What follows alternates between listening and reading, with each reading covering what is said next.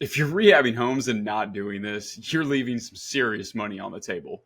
Let me show you guys how to fix that. And I bet you've never heard of these ways. Guys, my name is Travis Oglesby. I started investing back in 2016. Since then, I've flipped over 400 houses, probably getting close to 500. And I built a single family portfolio that cash flows over $30,000 a month. I do deals all across the Southeast. And here on this channel, we are documenting our way to $50,000 a month net cash flow.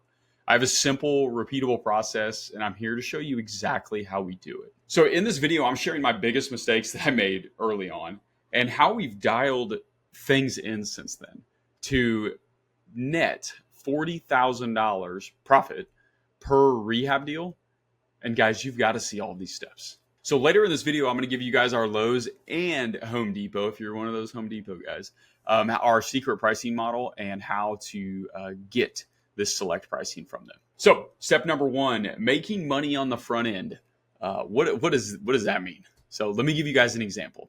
So I want you to imagine two different companies here. So company number one, all right, they are not very good at buying homes. They don't get inspections. They don't market well. And they'll buy anything that looks like it'll make money. Right? Remember, no buy boxes here. And so, however, they are the world's best rehabbers. They have the best doggone contractors. They have the best pricing you've ever seen at Lowe's, even better than I can get. Best pricing at Home Depot. And they are the fastest rehabbers you've ever seen in the world at the job. Okay? Now, let's imagine company number two. They are amazing at buying houses. They buy very deep, usually around 40, 50 cents on the dollar. So they get great deals, right? On the other hand, though, they're just okay at finding the contractors. They are okay at getting pricing at Lowe's and Home Depot, and they usually take an extra month or two to rehab the home. Which of those two companies there, so I just gave you two, which of those two do you guys think is more profitable? I'll give you a second. It's the great home buyers. It's always the great home buyers. Whoever can buy homes extremely deep always will run the highest, most profitable company because you have the toughest problem ever solved. And then you simply go find the constraint and you fix the constraint in the fulfillment side. And so a company with poor acquisition and amazing fulfillment will eventually go bankrupt. So a company with amazing acquisitions and average at fulfillment will absolutely thrive and be an incredible company. Ask me how. We know. We used to put focus in the wrong areas. So lesson number one at houses, guys, is being great at buying houses. So lesson number one in flipping houses is being great at buying houses. Who would have thought? Let's do lesson number two. So this is paying yourself on the front end. What does that mean? How in the world do you do it? So I am just trying to get paid on the back end, right? Well, let me show you guys how we do this. Imagine you purchased a home for $60,000. That was worth $100,000. So you did okay. That's fine.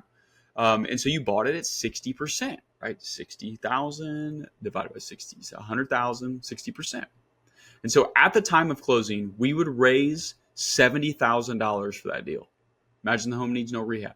We raised $70,000 for that deal. 60,000 goes to the seller and 10,000 goes to you guys to make it on profit. We would put that in our profit account. Then we would go list the home. Then we would make that profit whenever we sold it and pay our lender back. That's 2 times that we get paid here. Now, there is a catch. You guys do have to be careful not to leverage over 70%. But you saw in that example, I raised 70, bought it for 60 to the seller, 10 to us. We made 10 on the front end. Then we went and sold the home on the MLS. And we probably made another, 15, 20 on the back. So we got paid 2 times at 2 different points in our business. Probably about 3 months apart. That helps with cash flow, and it's incredible. The toughest part about running a business is cash flow. And so, if you guys are a great home buyer, we just solved your problem and you get paid to buy. Getting paid to buy. Lesson number 2. Number 3, how to create a profitable rehab plan is VSPs. So I'll just tell you what these are at Lowe's. You can do the same thing at Home Depot. I'm a Lowe's guy. So get a VSP at Lowe's is step number 3. That stands for Volume Savings Plan. This is anything over $1,200 at Lowe's. So you have the Pro Desk quote it. Doesn't have to be just like one item for $1,200. It can be 100 items that are over $1,200. It could be 100 items that are $120,000. Doesn't matter. We typically get at least 22% on these, especially depending on what time of the year. When Lowe's runs its specials, they run them, and they're good. And you guys should always be aware of when Lowe's is running different things. Don't try to add it to your system or process. Just call the Pro Desk and ask them what they got going on. You'll start to learn them after a few years. And so another thing we do, so the first thing we get 22% off of, then we get a Lowe's Amex. That's just an American Express credit card. So we get a Lowe's Amex. That's number 2. This gets you an extra 5% off. And then Lowe's has a rebate program, and you can get 2% back, right? So that's step number 3, 2% back on Lowe's. So imagine if you spend $500K, $1 million bucks a year. I mean, that's $20,000 you get back in a check. They send you, doggone it, I wish I had one. We just cashed one. They send them to you biannually. So you get 2 rebates per year. You just got to around 35% off at Lowe's. It's not bad, huh? Home Depot does the same thing. So do it there if you're a Home Depot guy. Step number 4. These are bonus tips, guys. So I'm just going to rattle off a few things here that you guys should always be doing. If you're not doing one of these, you have to. You absolutely have to.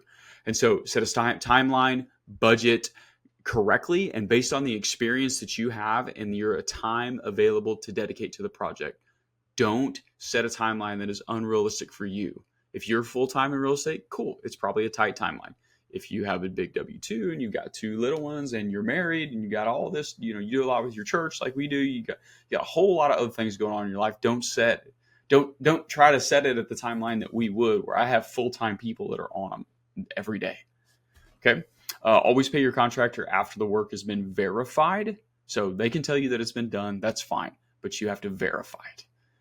Next, if you pay interest to your investor, raise that on the front end so you don't have to carry the burden. That's probably for a future lesson. Take note of that.